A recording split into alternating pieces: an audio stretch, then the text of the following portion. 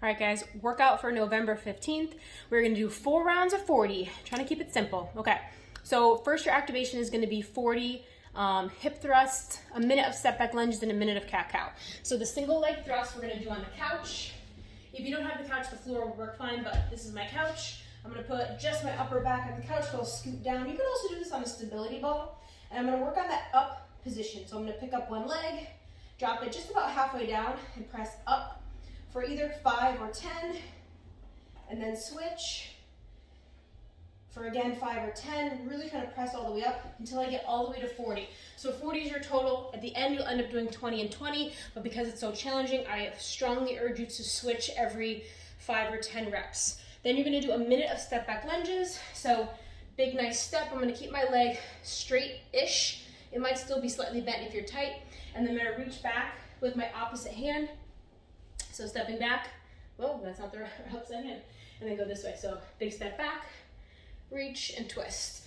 Just really good to get that upper back twist as well as hip flexor stretch. And then I'm trying to get the shoulder blades to have some movement. And then you have a minute of cat-cow. So in your tabletop position, I'm gonna tuck my tail and flare my tail, or flex my back and extend my back. You can have your head move with you, but what I mainly want you to focus on is your hips tucking and flaring, so to speak. And then a step further would be adding the breath. So exhaling and inhaling. As you exhale, I'm also pushing the ground away, almost going into a hollow body plank or a hollow body, which is really good because it's easy in that position to fully flex your spine. So you're teaching those muscles how to move and how to contract. Okay, that's your activation. Then the actual warm-up is gonna be plank rows. So sometimes we call this a renegade row, but we're not doing the push-up. So just in plank, and all you need is one dumbbell. And you can also do this without the weight, but try to find one weighted piece of something. So you can use, like I said, laundry detergent has just that little bit of weight. And your main focus in your plank position, I'm gonna turn the camera this way, is making sure that your hips don't move. So even if you have light weight, that's really not the issue here. So in plank, my feet are gonna be wide, hips are not moving. I'm gonna pick up that weight and touch my hip, switch hands, pick up the other side.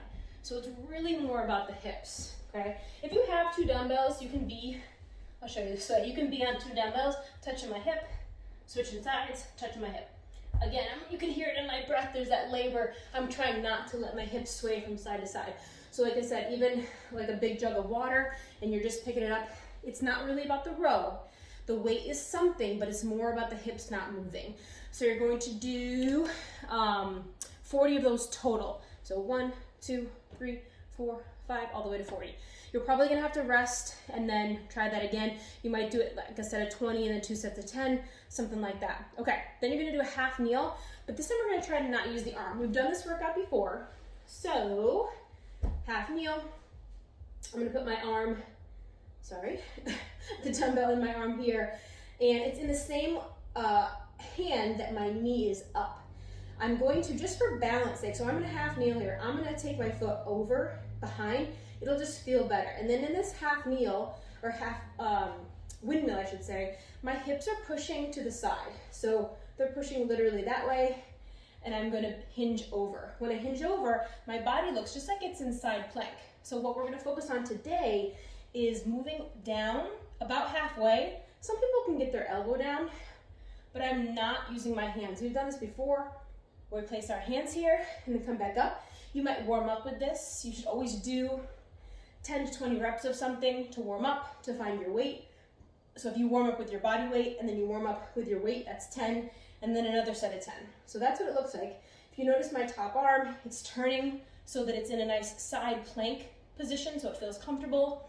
And then again, for today, I'm gonna try to maybe put my elbow there for safety and a gauge. I didn't touch the floor at all with my elbow, but you can go that low.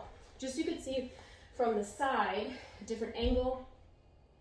In this position, I'd be pushing my hips towards you guys. So my hips push towards you guys, and I hinge over. Hips go this way.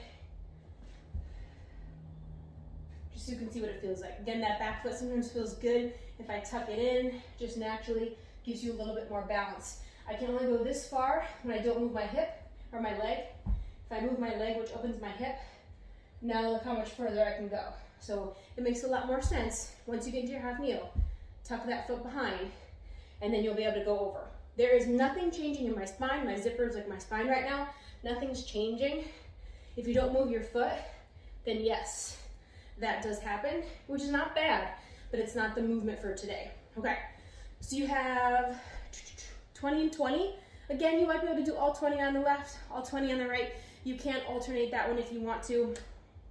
And then you have a step back deadlift. So this is gonna be a single leg deadlift with either 2 weights or 1 weight, or no weights. It's really up to you what weight you wanna hold, okay? And I'm gonna do a step back single leg. So single leg deadlift, typically, you're standing on one leg, you hinge over and you come back. A lot of times people forget to bend their knee with this one.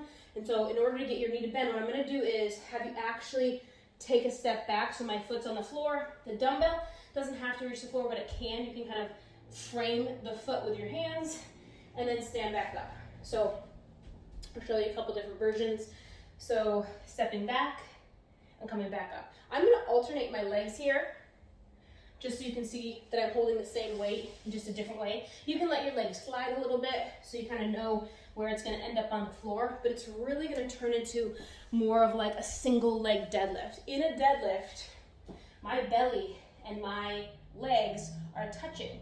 So that leg, ooh, hit my heater, and my leg all the way back allows me to do that single leg version. When I do single leg deadlift, sometimes that leg doesn't bend a lot. So this is just a different version of a more bent leg.